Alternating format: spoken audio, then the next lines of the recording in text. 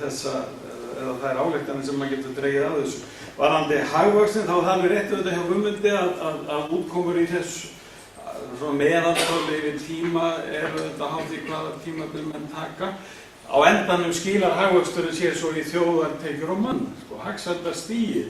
Og ég var náttúrulega líka að bera það saman og þar eru Norðurlandin á svipuðu róli og ensku mellandilöndin. Þannig að til lengri tíma erum við að segja að það er bara svipuð útkomu fyrir þessa tvo hópa landa. Hitt sem að Guðmundur nefndi var umræðan lífsgæða mælikvarða, Sarkozy-nefndin, þar sem var skipuð sérstaklega þessi nefnd með topphagfræðingum, Jósef Stiglitz, Amartya Sen og Fitoussi. Þeir fengu það verkefni að búa til miklu víðara batterí að lífsgæða mælikvarðum. Þeir fara með það allt í þessa átt sem ég er með hér. Þetta er þegar við erum að velja að hanna þessa 69 lífsgæða mælikvarða og kannski fjölgar þeim áfram, að þá er það á því prógrammi. OECD eru sjálfur reyndar, þeir eru með heilmikinn pakka, það sem þeir kalla social indicators, sem er bara svona lífsgæða mælikvarða. Þeir eru sjálfur að útlíka þá og eru heilmikið að vinna í því, eru með prógram á sínum vegum og hafa verið með alþjóðaráðstefnur síðustu 2,5 ári, þar sem þeir eru að gera þetta. Þannig að við erum hérna bara þessi hópa sem við vorum að vinna í þessu, við vorum að reyna að vera svolítið framalega í þessari þróun. En varðandi tölur félagslega hreyfanleika á Íslandi, Ísland var ekki með, það er ekki til, ekki sambærilega við þetta. Ég á frekar vona að það sé mikið félagslegur hreyfanleika. Skrifaði þetta doktorsritgerð hún var svo miklu eftir tíma. Hvað með það spurningar, Arnbjörn Röggjarsson? Já, ég heiti Vindur Orri. Ég er eina með 2 punktar sem við vorum að tala um. Annars vegar þá myndist á olíuna í Bandaríkjunum og Noregi sem að Milton Friedman notaði gegn þeir í fyrir mörgum árum. Og langar að spyrja bara á því að það er olía í Bandaríkjunum, en er hún ekki hlutfallslega stærri hluti af hagkerfinu og þjóðfélaginu í Noregi heldur en í Bandaríkjunum? Það er að segja, við meiri átt, það var annar punkturinn. Hins vegar, það kom mjög athyglisverður allur þessu samanburður á fátækt milli Bandaríkjanna og Norðurlanda og svona meir. Mér langar bara að spyrja hvort að það sé í einhverjum tilfellum afstæð fátækt sem þetta tala. Það er að segja, eins og fátæktarmörkin, hversu margir undir börn undir fátæktarmörkum og framvegis. Ég veit að þú notar það stundum einhver átalan afstæð fátækt. Ég veit að velta fyrir mig í þessum gögnum, er þetta algild fátækt sem hún ber saman? Það er að segja, hversu mörg börn í Bandaríkjunum eru jafn fátæk og börnin í Noregi og framvegis. Já, ég heiti Kristinn H. Gunnarsson. Ég vil þakka Stefáni fyrir þennan áhugaverða fyrirlestur. Hann gekk massís, Stefáni fyrir dugnaðandi gegnum árin við að halda mönnum við efnið og ekki athygli á mikilvægi þess að fylgjast með þróun varðandi tekjuójöfnuð og áhrif á þjóðfélagi. Ég er í hópi þeirra sem tel að einn það sem verst áhrif getur haft á þróun íslensks þjóðfélags er mikil og vaxandi ójöfnuður í þjóðfélaginu. Og nýjustu tölur sem ég man eftir að hafa heyrt frá Stefáni er að 1% tekjuhæsti hópurinn hafi upp undir 20% af öllum tekjum að rétt. Og ég er miklu áhyggjur af þessari þróun, ég held að sé ástæða til þess að hafa það.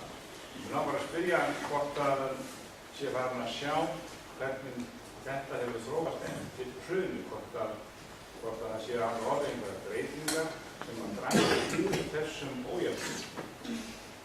Í öðru lagi þá er annað vandamál sem er kannski ber öðrum herrar en þessa mundir og það eru skuldirnar. Íslendingar hafa skuldsett sig gríðarlega mikið, bæði fyrirtæki og einstaklingar, og deilurnar í þjóðfélaginu þessa mánuðina snúast fyrst og fremst það hverjir eiga að borga skuldirnar. En það var alls konar rök fyrir sínu máli, en ef maður tekur það allt saman í stutta útgáfu, þá er það að taka saman það hverju borga. Men mjög margir af þeim sem hafa reist til hurðar ásumvöxt, með hærri skuldir en geta nokkuð sem greitt. Aðrir gæti hugsanlega greitt þennan skuldur en vilja það ekki. Og það sjónarmið bara komið upp hjá mörgum skuldurum að menn eigi ekkert að borga skuldir nema vissu marki. Þetta eru átökin sem eru í gangi og ekki bara náttúrulega það eru mörg sjónarmið sem að takast á í þessu efni, bæðið réttlæti og annað slíkt. En hver gætu áhrifin orðið þegar þessi deila útkljáð? Vegna þess að það alveg ljóst að mjög háar fjárhæðir munu flytjast til í þjóðfélaginu frá þeim sem í dag skulda til annarra sem munu borga. Það mun skipta ekki tugum milljarðar, þetta er líklega hundruðum milljarðar. Og á hverjum lenda skuldum? Einhver lendur á ríkissjóði og það er skattgreiðslum. Annar lendir á lífeyrissjóðum og þeim sem að fá taka lífeyri sinn og annað slíkt. Og hefur Stefán velt í fyrir sér hvernig áhrif gætu orðið á þá hópa sem að kannski ástæða til þess að hafa áhyggjur af að geta ekki varið sína stöðu frá því sem að þú er. Bestu þakkir báðir fyrir ykkar spurningar. Mælskráin nú lokað og ég byrja Stefán á því. Já, þakka ykkur fyrir þessar spurningar til við notan. Það var Friðbjörn, Viktor Óli. Hérna spurði annars olíuna, það er alveg hárið sem að fólst nú í spurningunni að olían vegur væntanlega heldur meira í efnahagsbúskap Norðmanna heldur en Bandaríkjanna. Það er alveg réttmætt og en það er ekkert í því sem ég er að gera hér sem að byggir á því að Norðmenn beri uppi Norðurlöndin eða séu hina þjóðurnar vinna allan samanburð við enskumælandi þjóðurnar líka, hvort er. Önnur spurningi frá því var fátæktina, hvort að þetta væri afstæðamæling, þetta er þess mæling sem kemur frá OECD og þessar tölurnar sem að sýna hver margir eru undir fátæktamörkum, það er þessi afstæðamæling. En sem er nú mest notuð í milliríkja samanburði og byggir þá því að það sé frávik frá meðaltekjum í þjóðfélaginu. Og yfirleitt er það þeir sem að teljast undir þessum fátæktamörkum eru þeir sem eru með minna en helming af fjölskyldutekjum á fjölskyldumeðlim. Þetta er svolítið munnfylli sem að það mælir. En það er líka gert hitt að taka afstæð, setja sömu kaupmáttartölu sem fátæktamörk yfir öll Vesturlöndin. Og þá verður munurinn minni en hann er áfram, sama mynstrið er áfram fyrir hendi, en bara líka að draga athygli að því að taflan sem kom hér svo á eftir þarna fátæktartölu, þessi tafla hérna, þarna er verið að spurja fólk skort og þetta er raun og veru mælingar á absolút fátæktarkjörum og koma raun og veru þannig þess að það tók ég hérna með þannig að þetta eru báðar tegundir af mælingum og segja báðar sömu sögu þó að útkoma sé og hlutföllin sé kannski að lítið breytilega frá einu landi til annars og gera það þar saman. Kristinn var að hugsa tekjuskiptinguna og hvernig hún hefði orðið ójafnari og við hérna, ég og Arnaldur Sölvi Kristjánsson höfum verið að vinna rannsóknum á því og þaðan eru komnar þessar tölur sem hún nefndir og eru alveg réttar að þetta tekjuskiptingi var að verða ójafnari eftir 1995. Hraðinn í þá þróun jókst mjög frá og með 2003 og til 2007.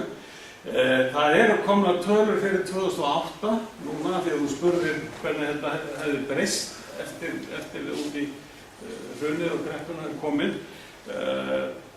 2008 nær því svona hluta þá hefur ójöfnuðin gengið það. Við erum komin aftur niður og cirka svona það stig sem það var 2005 cirka. Það var komið með yfir 2005.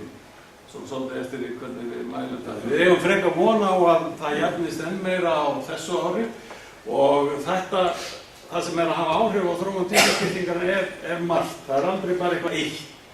Það er náttúrulega búið að breyta skattastefnunni þannig að skattakerfið er með meiri jöfnunaráhrif heldur en var fyrir 2007 eftir að þessi umræða sem að ég startaði nú illu. Ég hef verið með heila frjálshyggju hér á bakinu síðan emjandi og sparkandi og skrandi. En allt í lagi skattastefna breyttist og það hefur orðið meiri jöfnunaráhrif hafa orðið og þau eru að koma fram núna. Tekjur hátekjufólksins, aðalega fjármagnstekjurnar, hafa lækkað stórlega en ekki horfið, alls ekki horfið. Og þannig að þetta spilar saman í slíka breytingu og við hefum sem sagt frekar von þó að svo fjölgar atvinnulausum, það er einhver óvinur á móti. Þannig að það er aldrei óvíst hvað kemur út fyrir 2009, það verður að styttast í fáum tölur það og við munum segja ykkur frá því þegar því kemur. Síðast það var skuldirnar og það píldi fyrir utanefni þessa fyrirlestrar en mjög áhugavert auðvitað og alveg horrið allt sem að Kristján var að segja það og við getum nú velt því fyrir okkur skuldir eru stór partur og munum móta lífskjör Íslendinga talsverðan tíma inn í næstu framtíð. En við erum ekkert ein það. Skuldir heimila í Bandaríkjunum eru á svipuðu róli og skuldir heimila á Íslandi. Skuldir ríkisins hér eru meiri, þetta eru skuldir ríkisins í Bandaríkjunum, en allar áætlanir fram í tímann fyrir skuldastöðu og fjárhag bandaríska ríkisins eru heldur skelfilegar. Og þeir munu fara fram úr okkur mjög fljótlega að mati Alþjóðagjaldeyrissjóðsins í skuldabyrði hins opinbera sem að fara að greiða með sköttum síðan. En dönsk heimili eru líka álíka skuldsett sem hlutfall af þjóðarframleiðslu og íslensk heimili. Það var svolítið svona eyðslubóla í Danmörku í kringum húsnæðislán þannig að við erum ekkert eini í þessu en það er alveg hárrétt að þetta mun vera stór þáttur í afkomu fólks í framtíðinu og hvernig úr vinnst þá þetta höfuðatriði að það sé með samfélagum og eðlilegum hætti og þannig að samfélagið fúnkeri áfram. Takk fyrir.